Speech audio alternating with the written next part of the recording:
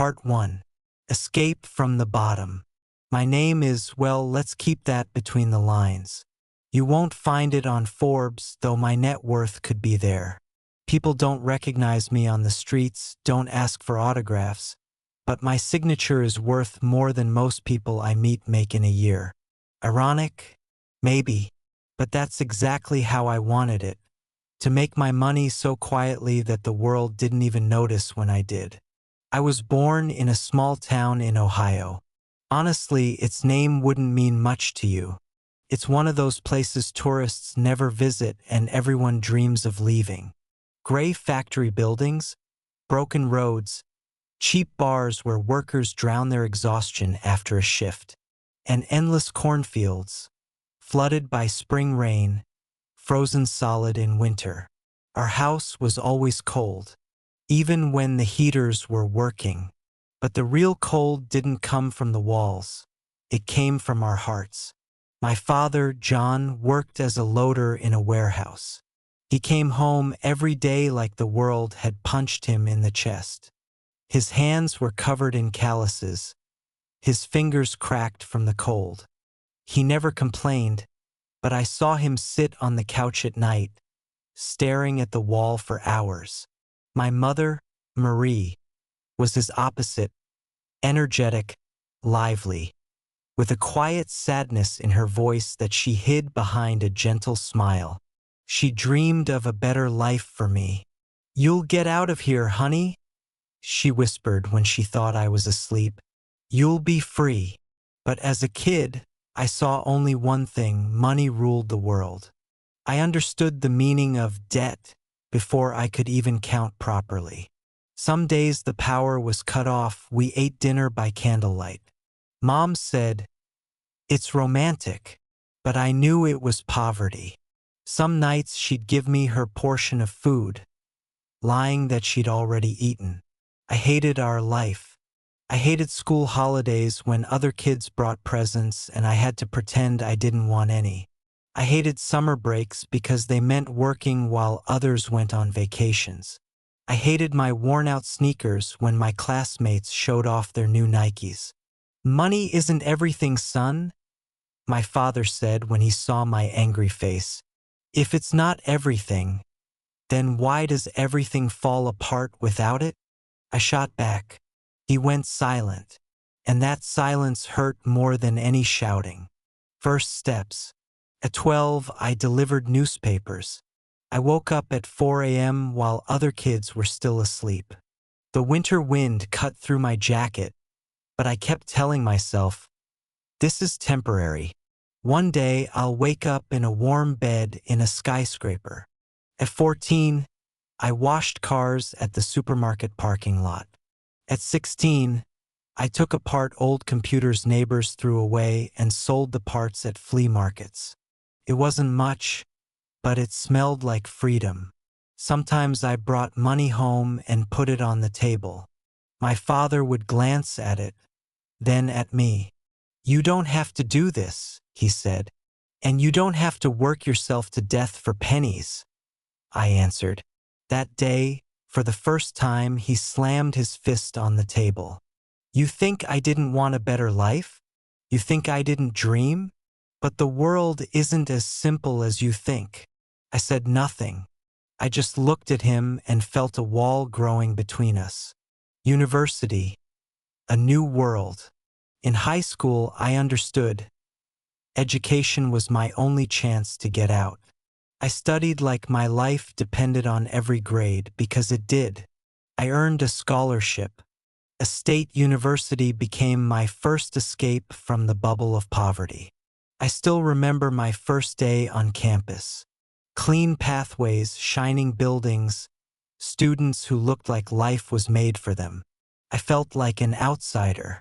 But that wasn't scary. Staying where I came from was. I quickly realized university wasn't just about knowledge. It was a market of opportunities. Ideas were born here. Future billionaires were shaped here. I had no money, but I had ambition. And I started building my network, talking to professors after classes, helping student entrepreneurs, finding people who thought like me. First failures and first victories. My first startup was pathetic. My classmate and I decided to make websites for local businesses. We earned a few $100s, argued, and split up. My second project, an online used textbook store, collapsed within a year. But every failure made me stronger. Then came the idea that changed everything: software for small businesses. I took out a student loan, took the risk, and built my first product. It wasn't perfect, but the market wanted it. 6 months later, I sold the project for $200,000. I sat in my cheap apartment with plastic furniture, staring at the bank statement, unable to believe my eyes. 200,000. To someone else, it was pocket change. To me, it was proof I could make it out. That night, I couldn't sleep. One thought kept spinning in my head. This is only the beginning. Part 2. Building the empire. Money has a strange smell. Not the one from the bills themselves. It's the one you start sensing inside yourself when you first earn more than you ever imagined. A mix of adrenaline, fear, and an insatiable hunger. When I sold my first startup for $200,000, I felt like I could conquer the world. But $200,000 doesn't last forever, not when you want to turn it into millions. I didn't celebrate. I didn't buy a car or take a vacation. I reinvested every cent. I rented a cramped office space with peeling paint and flickering lights, hired 2 college friends who were as desperate as I was, and started working on my next idea: a cloud-based platform for small businesses. We worked like maniacs, 18-hour days, cold pizza, energy drinks, and the constant hum of outdated computers. I didn't see sunlight for weeks at a time. My friends from college partied, traveled, fell in love. I locked myself in that room. And then one evening she walked in. Claire. Her name was Claire. She was a business student doing market research for one of her classes and heard about our little startup. She had dark hair, sharp eyes, and a confidence that made people listen when she spoke. She wasn't impressed by my obsession with money. She wasn't impressed by me at all. "You look like hell," she said the first time she saw me. "Thanks," I replied. "That's the look of someone who doesn't plan on staying broke." She laughed. That laugh, it cut through the noise in my head like sunlight through clouds. Claire became a regular visitor.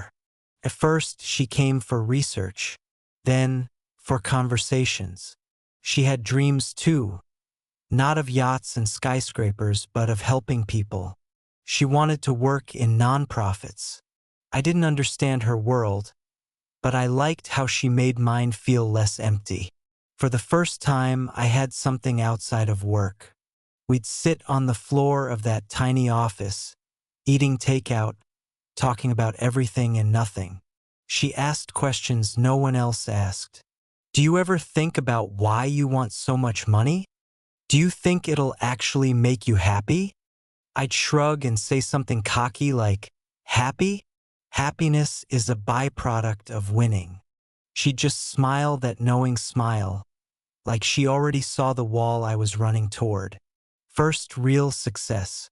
My product took off faster than I could have dreamed. Small businesses loved it. Within a year, we had thousands of subscribers. Then came the first big investor. I still remember sitting in that conference room, staring across the table at a man whose watch probably cost more than my apartment. He offered $3 million for a controlling stake.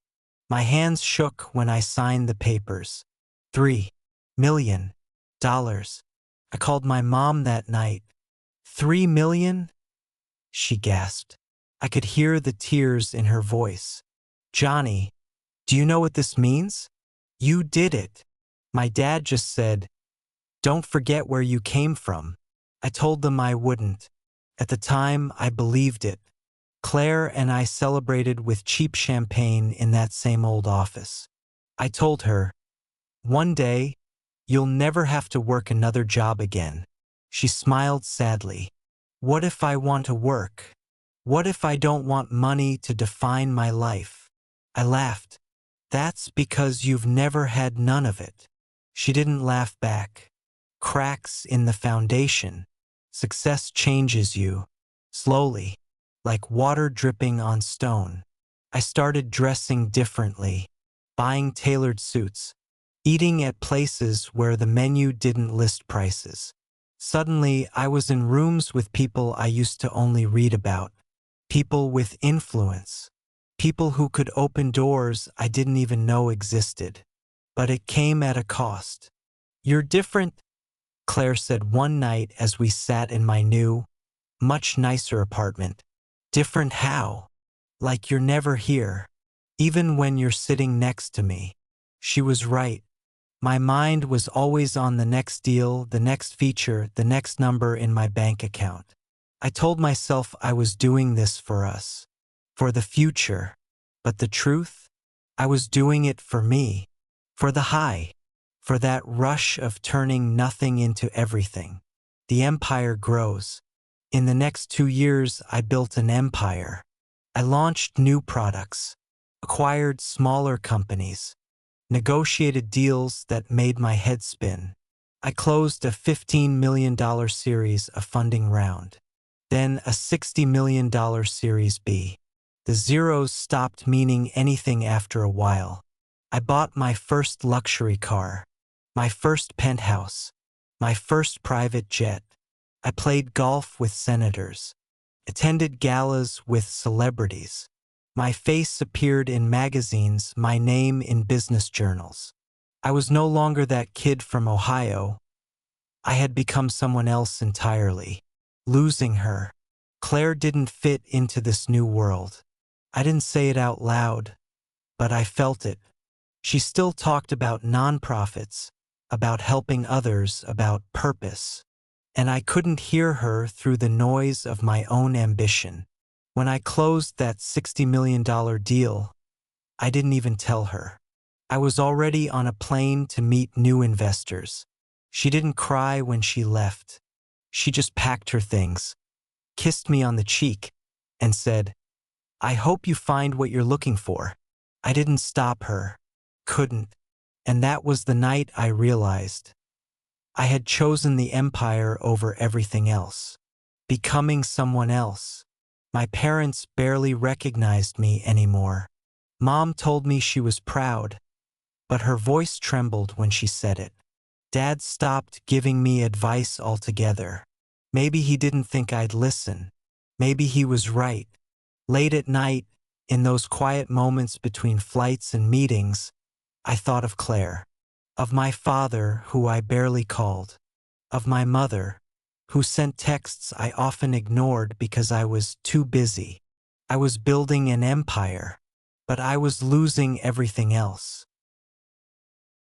Part 3. The Billionaire Void. I thought crossing the billionaire line would feel like heaven. Didn't. When my company went public, my net worth officially passed $1 billion. I woke up to congratulatory calls, headlines praising me as a visionary, invitations to exclusive clubs I didn't even know existed. I poured myself a glass of whiskey that morning, looked out at the skyline from my penthouse, and waited for something. Joy? Relief? All I felt was nothing. It was like climbing the tallest mountain and realizing there's no view at the top. Only clouds and silence. Nights without sleep. Sleep became impossible. My body lived in perpetual overdrive. At 3 a.m., I'd be sitting in my dark apartment, staring at spreadsheets or watching stock tickers, my chest tight, breath shallow. The panic attacks started quietly, a racing heart in the middle of a meeting, a sudden wave of dizziness before a keynote speech. My doctor prescribed medication. I took it with whiskey. I told myself it was stress, but deep down, I knew I was rotting from the inside. Even sleep didn't bring peace.